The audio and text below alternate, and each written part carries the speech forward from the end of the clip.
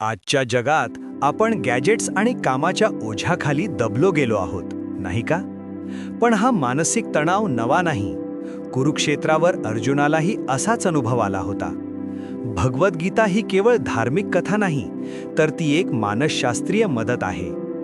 आपण नेहमी भविष्याची चिंता करतो, पण कृष्ण म्हणतात, फळाची अपेक्षा करू नकोस.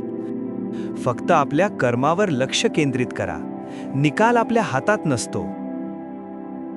आपलं मन हे वाऱ्यासारखं चंचल आहे. ते आपल्याला सतत त्रास देत राहतं. पण अभ्यासाने आणि वैराग्याने आपण या मनावर विजय मिळवू शकतो. स्थितप्रज्ञ व्हा, म्हणजे यश असो वा अपयश, नेहमी स्थिर राहणे शिका.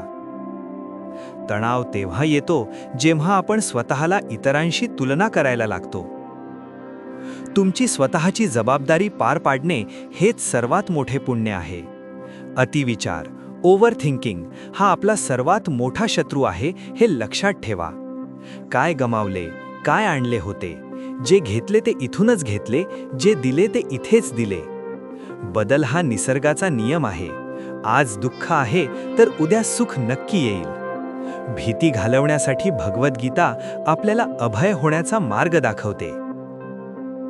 आहार आणि झोप यांचा समतोल ठेवा, तरच मन प्रसन्न राहते. मन जिंकले तर ते आपला मित्र बनते, नाहीतर तेच आपला शत्रू होते. रागावर नियंत्रण ठेवा, कारण राग आपल्या बुद्धीला भ्रष्ट करतो. दिवसातून काही वेळ स्वतःसाठी आणि ध्यानासाठी नक्की काढा. परिस्थिती बदलण्यापेक्षा स्वतःची दृष्टी बदलणे जास्त महत्त्वाचे आहे. आपण सर्व एका मोठ्या वैश्विक शक्तीचा भाग आहोत, हे विसरू नका.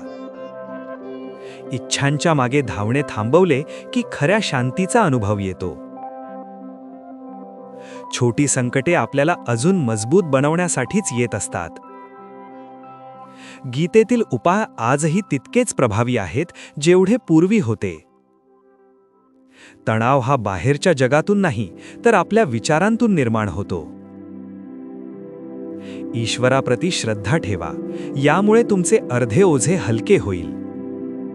वर्तमानात जगायला शिका, कारण हीच खरी जीवनाची गुरुकिल्ली आहे. स्वतःवर विश्वास ठेवा, तुमच्यात अफाट शक्ती दडलेली आहे. भगवद्गीता वाचायला आजपासूनच सुरुवात करा, तुम्हाला उत्तरं मिळतील. हे छोटे बदल तुमच्या आयुष्यात मोठी क्रांती घडवून आणतील. शांत रहा, सतर्क रहा. जय श्री कृष्ण.